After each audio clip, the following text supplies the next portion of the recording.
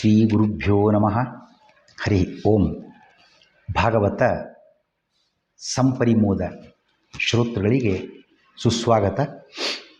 ಹಿಂದೆ ನಾವು 6ನೇಯ ಎಪಿಸೋಡ್ನಲ್ಲಿ ಸುಮಾರು 97 ಪ್ರಶ್ನೆಗಳವರೆಗೆ ಚಿಂತನೆಯನ್ನು ನಡೆಸಿದ್ದೇವೆ. ಇದೀಗ 98ನೆಯ ಪ್ರಶ್ನೆ 7ನೇಯ ಎಪಿಸೋಡ್ ಮೂಲಕ ಮುಂದುವರಿಸೋಣ. ಓಂಕಾರದ ಪ್ರಾದುರ್ಭಾವ ಹೇಗಾಯಿತು?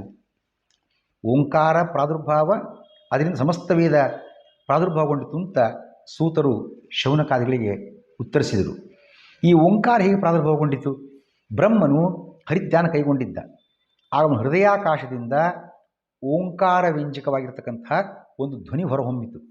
ಆ ಧ್ವನಿಯಿಂದ ಅ, ಉ, ಮ 3 ಅಕ್ಷರಗಳನ್ನು ಕೂಡಿದ ಓಂಕಾರವು ವ್ಯಕ್ತವಾಯಿತು.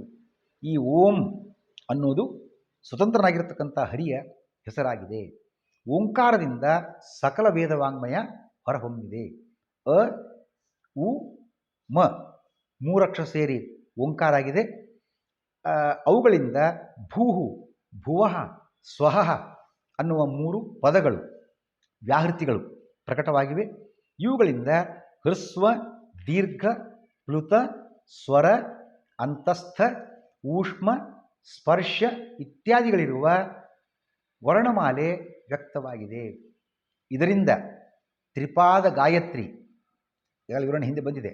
ತತ್ ಸವಿತೋ ವರೆಣ್ಯಂ ಭರ್ಗೋ ದೇವಸ್ಯ ಧೀಮಹಿ ಧಿಯೋ ಯೋನ ಪ್ರಚೋದಯಾತ್, ತ್ರಿಪಾದ ಗಾಯತ್ರಿ. ಅದರಿಂದ ಪುರುಷ ಸೂಕ್ತ, ಅದರಿಂದ ಋಗ್, ಯಜು, ಸಾಮ, ಅಥರ್ವ ಎಂಬ 4 ವೇದಗಳು ಬ್ರಹ್ಮನ ಮುಖಗಳಿಂದ ಹೊರಹೊಮ್ಮಿದ್ದಾವೆ.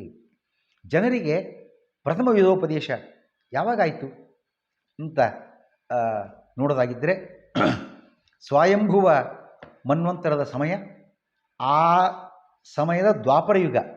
ಆವಾಗ ಮುನಿಗಳು 4 ವೇದಗಳಿಂದ ಸ್ವಲ್ಪ ಆರಿಸಿ ಜನರಿಗೆ ಉಪದೇಶ ಕೊಟ್ಟಿದ್ದಾರೆ. ಅದೇ ಪ್ರಥಮ ವೇದೋಪದೇಶ. ಸ್ವಲ್ಪ ಯಾಕೆ ಆರಿಸಿದರು ಅಂತಂದರೆ, ಜನರು ಅಲ್ಪಾಯುಷಿಗಳು, ಮಂದಮತಿಗಳು, ಅನಂತ ವೇದ ಬುದ್ಧಿಗೆ ನಿಲುಕೋದಿರಲ್ಲ. ಅದಕ್ಕಾಗಿ ಸ್ವಲ್ಪ ಭಾಗವನ್ನು ಆಯ್ದುಕೊಂಡು ಆ ಉಪದೇಶ ಕೊಟ್ಟಿದ್ದಾರೆ.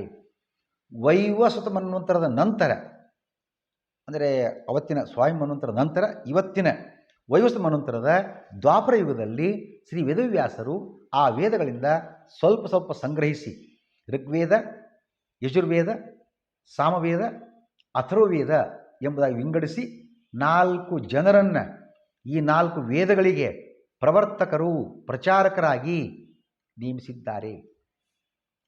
ಯಾರು ಋಗ್ವೇದದ ಪ್ರವರ್ತಕರು? ಪೈಲ ಮುನಿಗಳು ಋಗ್ವೇದದ ಪ್ರವರ್ತಕರಾಗಿದ್ದಾರೆ.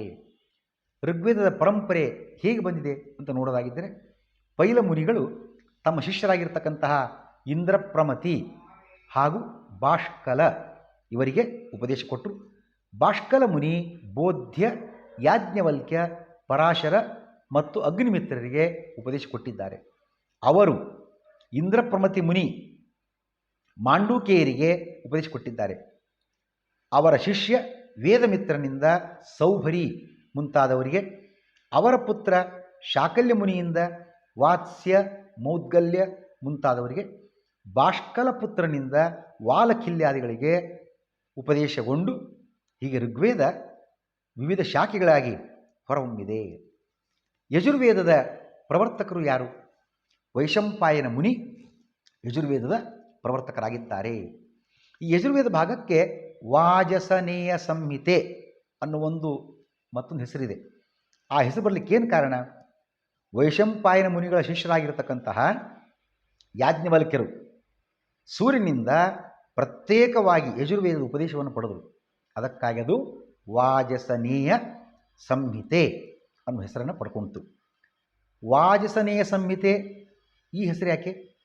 ವಾಜಸನಃ ಅಂದರೆ ಸೂರ್ಯ, ಅವನು ಅರ್ಥಾತ್ ಸೂರ್ಯನು ಕುದುರೆ ರೂಪದಿಂದ ಯಾಜ್ಞವಲ್ಕ್ಯರಿಗೆ ಯಜುರ್ವೇದ ಉಪದೇಶ ಕೊಟ್ಟದ್ರಿಂದ ಆ ಭಾಗ ವಾಜಸನೇಯ ಸಂಹಿತೆ ಅಂತ ಅದಕ್ಕೆ ಹೆಸರು ಬಂದಿತು.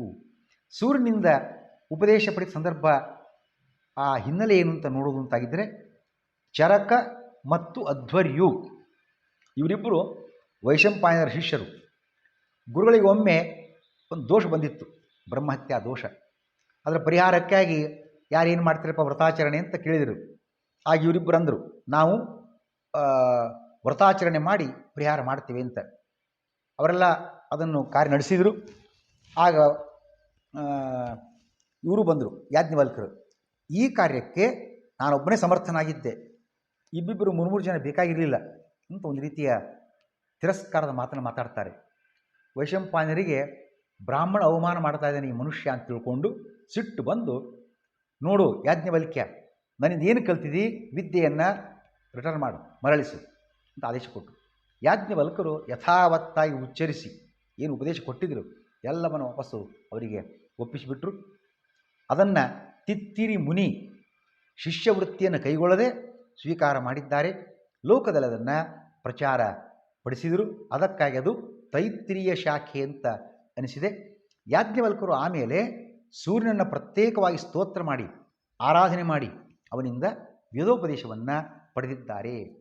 ಯಾಜ್ಞವಲ್ಕರು ಸೂರ್ಯನನ್ನು ಏನು ಅಂತ ಸ್ತೋತ್ರ ಮಾಡಿದರು? ಸವಿತ್ರನಾಮಕ ನಾರಾಯಣನೇ ಮಳೆ ಬೆಳೆ ನೀಡಿ ಲೋಕ ಸೃಷ್ಟಿಗೆ ಕಾರಣ ಎನಿಸಿ ಸವಿತಾ ಅಥವಾ ಸವಿತೃ ಎನಿಸಿದ್ದಿ. ಜನರ ಪಾಪಗಳನ್ನು ಸುಡುವುದರಿಂದ ನಿನಗೆ ಭರ್ಗ ಅಂತಲೂ ಹೆಸರಿದೆ. ಮಲಗಿದವರನ್ನು ಕರುಣೆಯಿಂದ ಎಬ್ಬಿಸಿ ಹೇಳ್ರೋ ಸ್ನಾನ ಮಾಡಿರಿ, ಸಂಧ್ಯಾವಂದನೆ ಮಾಡಿರಿ ಅಂತ ಅವರ ಮನ ಇಂದ್ರಿಯಗಳನ್ನು ಧರ್ಮಾಚರಣೆಯಲ್ಲಿ ಪ್ರೇರಿಸುವೆ. ನಿನಗೆ ನಮೋ ನಮಃ ಅಂತ ಎಂದು ಮುಂತಾಗಿ ಯಾಜ್ಞವಲ್ಕರು ಸೂರ್ಯನನ್ನು ಸ್ತೋತ್ರ ಮಾಡಿದ್ದಾರೆ. ಆ ಸ್ತೋತ್ರದಿಂದ ಪ್ರಸನ್ನನಾಗಿರ್ತಕ್ಕಂಥ ಸೂರ್ಯನಾರಾಯಣ ಹಯಗ್ರೀವ ರೂಪದಿಂದ ವೇದವನ್ನು ಆ ಯಾಜ್ಞವಲ್ಕರಿಗೆ ಉಪದೇಶ ಕೊಟ್ಟಿದ್ದಾನೆ. ಇದು ಮುಂದೆ ಕಣ್ವ, ಮಾಧ್ಯಂದಿನ ಮುಂತಾದ ಮುನಿಗಳಿಂದ ಪ್ರಚಾರಗೊಂಡು ವಿವಿಧ ಶಾಖೆಗಳಾಗಿ ಹಬ್ಬಿದೆ. ಶ್ರೀಕೃಷ್ಣಾರ್ಪಣಮಸ್ತು.